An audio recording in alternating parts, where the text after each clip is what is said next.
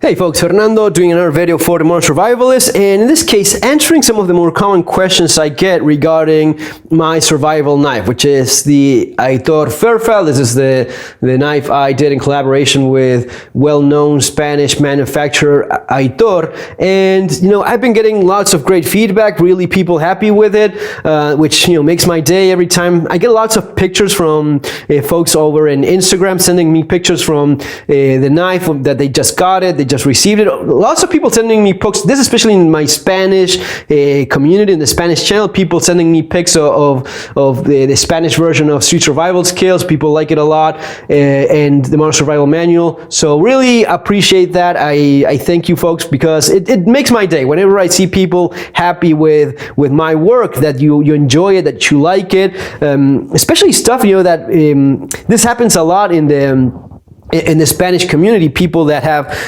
put into practice stuff from my books, and it got them out of a bad situation. I mean, over the years I've got a lot of that, but I guess that because of the reality of each location, folks in Latin America and so end up finding themselves in those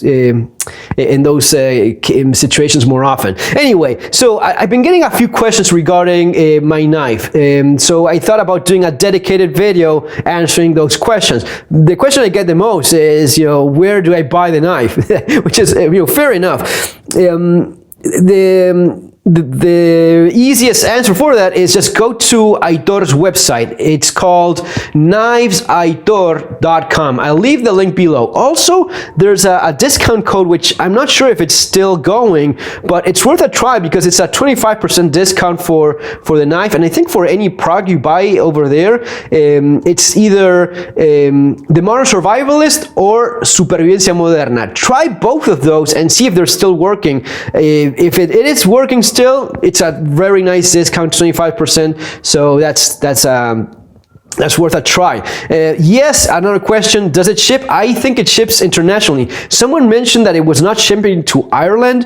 I don't know if that's still the case or what's going on with that, but as far as I know, people have been receiving it no problem in the United States and other countries. So as far as I know, it is shipping internationally. So check that out in their website as well. One more thing, something that someone asked, very happy. Yeah, I got my Fairfile knife, super happy with it, but it's getting scratches on the side of the blade. What's up with that? Look, these are knives that are intended to be used, so a little scratch should not be that much of a big deal, but I get it. You bought yourself your brand new cool looking knife, you paid good money for it, and the last thing you want is a few scratches. The thing is this, Aitor is a Spanish knife manufacturer that makes knives for military, police around the world, make bayonets for different countries, not only Spain, and it is a true military knife manufacturer. It's not just like many of these companies that, yeah, one Navy SEAL once used my knife. No, this is real military stuff, and the sheath that is being used for the Aitor Fairfile, which is this one, plus a sharpening stone, survival kit, and so on, but the sheath is this one. This is the sheath of the Fairfile knife, and this is the sheath of the Oso Blanco and Oso Negro. This is a knife that was originally designed for the Spanish Special Forces, still I believe in use and in other countries as well, and it's one of the most copied knives. Very good knife. It's actually a piece of a knife, but anyway, these are knives intended and destined for military applications, and one of the things that's required is minimum noise, noise reduction as much as possible. So it has like a little piece here that's putting tension on the blade. So this is plastic, and the same thing with my sheath. It has that piece of plastic because it's the exact same sheath. So this piece is putting tension on the blade when it's like that. And the idea is to reduce, this is going to be, so the idea is to reduce noise as much as possible. Some noise, you're going to be having, but that's the idea of that piece there, so as to avoid this rattling in there, at least to some degree. And yeah, I'm okay with that. I get it. I get why they make it that way, but it is true that that little piece of plastic is going to be making contact. Now, it's this plastic scratching your knife? Absolutely not. Plastic will not scratch your blade, but any little piece of sand, of dirt, a little stone, or any piece of any little particle of sand with tension is going to be scratching the knife, especially when it's going in and out of the sheath. And even before shipping, even before shipping, these knives are going through sharpening and different processes, so they go in and out of the sheath quite a bit before they're even shipped. They have the Rockwell tested so as to check that the hardness is correct within the desired parameters. I believe it's like 58 plus minus 1, 58 Rockwell, so that's actually tested there as well, and sharpening and so on. So there's a good chance that it's gone in and out of that sheath quite a bit. So yeah, that's the reason why. My only advice would be keep it as clean as possible, even though at some degree it's unavoidable to end up with a few scratches. I think it's better though, not to have any, because for example here, this is not something exclusive from Aitor. If you look at the M9 bayonet, they have a pretty noticeable metal piece putting tension in there so as to noise reduction. And same thing with Acorn, the German knife manufacturer.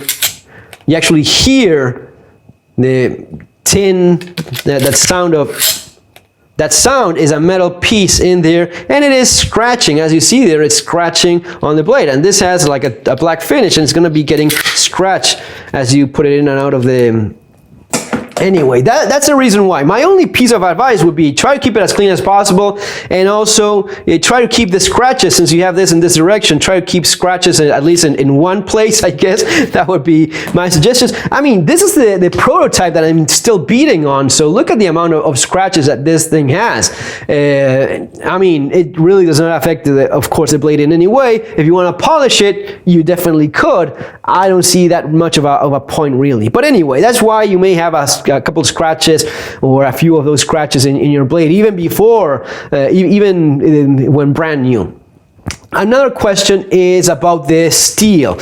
What's up with the steel? What steel is it? Is it good? Is it crap? Well, the first series, the first batch of Aitor Fairfall was made in N690 boiler steel. This is Austrian-made steel of the finest quality. This is excellent steel. That's why we went with it. Later, after that first batch of N690, started going with N680. And there is where people are asking, what's the difference? Because some people have somewhat of an idea of N690. It's good stuff. Yes, it is. Is N680 good stuff?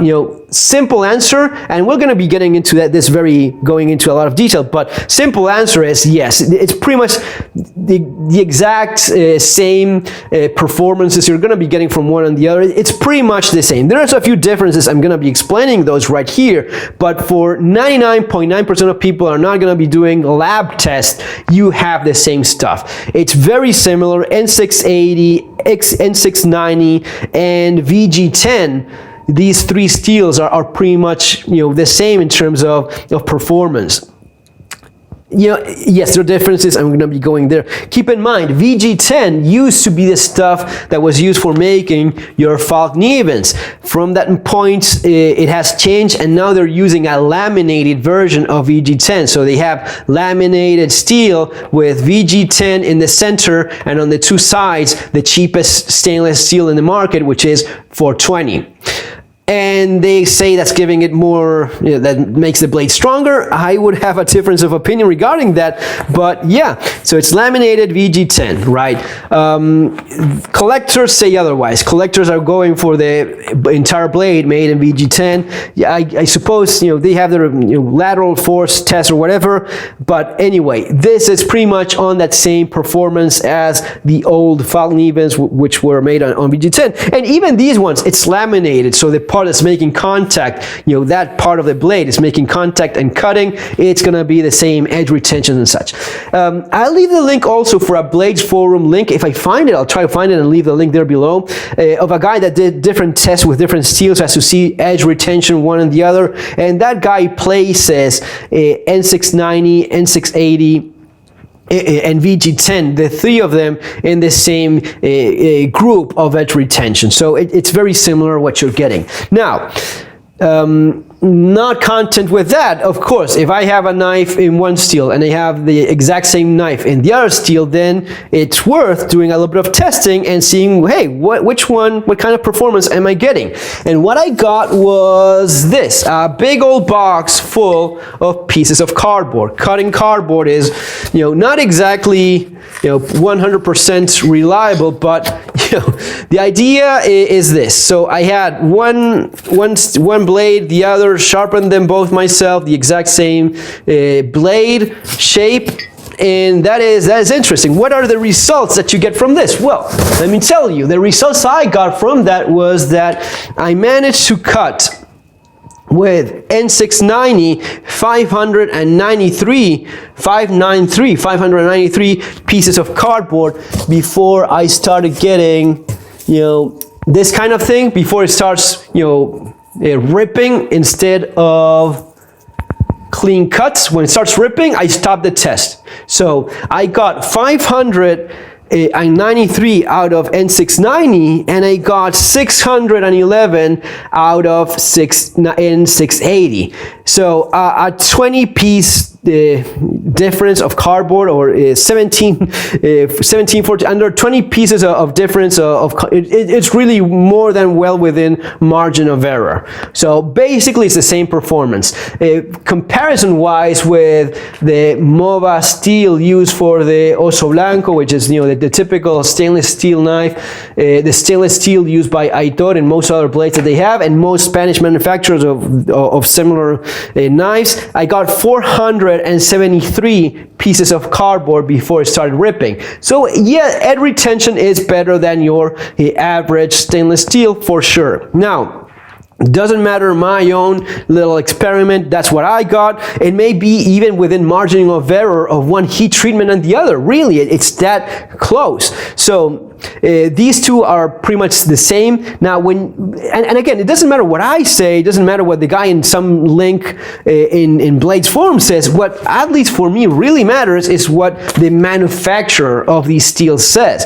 And what Boiler says, Boiler, whatever, Austrian was Boiler Uralhorn, well, whatever it is, this is what they say. And in this, and you can look this up online in their website, they compare the three important aspects of steel, which is wear, toughness, corrosion resistance. So N690, wonderful steel, the steel that we use in the first batch of Fairfield knives. N690 has the second best edge retention, wear resistance, and only after M390. M390 is a particle super steel that is very, very expensive. I mean, it would have put it out of the market for most people if I had done this size of a knife, this thick, in M390. It would have been very, very, very expensive. And sure, there is a difference of performance, but really, other than that, it just is the best, other than M390, it's the best performance steel in terms of wear resistance. And for people that are knife nerds, that are obsessed about performance, they will look at this and make a big deal out of it. Now, for a survival knife, it's really not that much of a big deal, as long as you're using quality steel. And this is important to understand. It's not the same steel made by Boiler or some random Chinese manufacturer. Let's say you go with 440C stainless steel. It's not the same if Boiler makes it as some random dude in China or some random company somewhere else makes it. Boiler will have like a double directional forging of their pieces of steel, which is not something that most other manufacturers do. That's going to be giving it a resistance in both directions that is quite good, unlike any other random manufacturer. So even within similar or same steels, the manufacturer matters. But the difference that I'd like you guys to notice is that when it comes to toughness, and this is a big deal for a survival knife, toughness, when it comes to toughness, N690 is right here. So wear resistance, toughness. This is very typical. The more wear resistance you have, the less toughness you usually get. So this is very, very understandable and to be expected. It's only with some of these very expensive particle super steels that you get this type of M390 performance over here, and yet around here in terms of toughness. That's why you pay that kind of money. Will the average guy using it notice it? Probably not. And even for the average common user or someone, or even a survival knife, sometimes these steels are hard or very difficult to sharpen because you usually want to have very high Rockwell hardnesses so as to take advantage of your super steel, but that makes it not as easy to sharpen, and that's something that you definitely do not want to have in your survival knife. You want something that's somewhat easy to sharpen properly. And when it comes to corrosion resistance, M390, anyway, super steel, many consider it the best knife steel. M390, LMAX, you know, that's one of those high, not just high-end, but premiums or super steels. Anyway, with N690, you're around here, but in terms of toughness, you're around here. Does that mean that the Fairfeld Aitor N690 knife is weak? Absolutely not. I mean, you've seen some of the tests. If not, I suggest you go check it out. I use this knife to go through a brick wall, literally using it as a chisel, hammering on the side of the blade.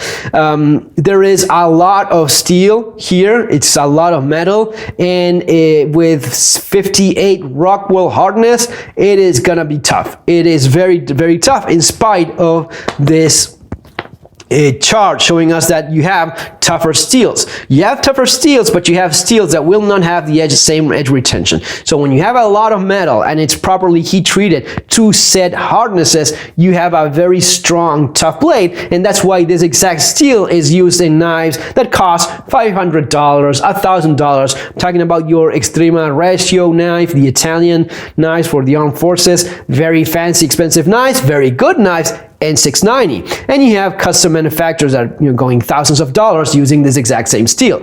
Now, one of the things that I liked about N680 and why I wanted to use this steel, one of the main reasons I went first with N690 is it is an excellent steel. There were people that specifically wanted N690. Now, I liked N680 because of this, because here I have N690 and here I have N680. So I have very little difference. I mean, N690 is supposed to be more wear resistant than N680. And it's not just that it's supposed to be. In fact, it is, because all things being equal, it should be. Now, the difference is so small that in a test like the one I did, it's more than well within margin of error. Now, the thing that really caught my attention about these steels is when it comes to toughness, I have N690 here, but I have N680 over here. So I have a lot more toughness than N690 for a very minimal loss of